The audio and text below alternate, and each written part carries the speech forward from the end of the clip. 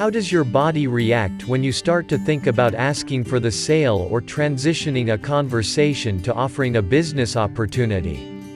Does your stomach turn into knots? Does your throat tighten up? Do your hands get sweaty? Do you suddenly have to pee? I totally get it. But I want to challenge you to flip your mindset on this and retrain your brain to think about it a different way, and I've got 3 tips to help you do that today. Tip number 1: change your goal to reduce your fear. First, we know now that 6 figures can happen with, let's say, 2,500 no's. What can you do with this info? We tend to get into this trap of wishing and hoping for a yes when we reach out to people with our opportunity or product.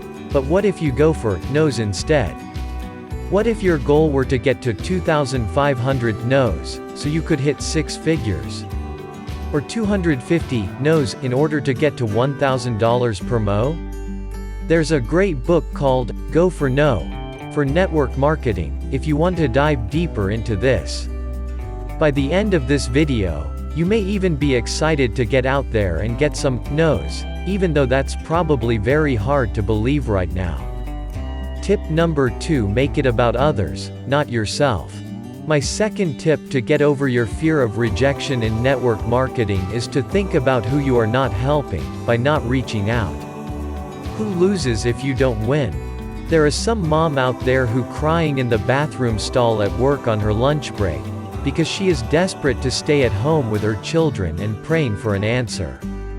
There is someone out there desperate to lose weight so he can roll around with his kids on the floor or play with them at the park or feel sexy for his wife.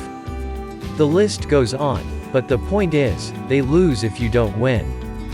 Tip number 3: get over your fear of no by treating prospecting like a muscle. Prospecting just takes practice. It works like a muscle. The more you talk to people, the easier it will get for you, and you'll start to relax into the process more and actually start to enjoy it. I know this was the case for me, and as I've switched gears a bit to create more training and haven't had as many prospecting conversations, I've seen how out of practice I can get at times. Remember when you first learned to drive a car and it just seemed too complicated and scary and you were overthinking everything?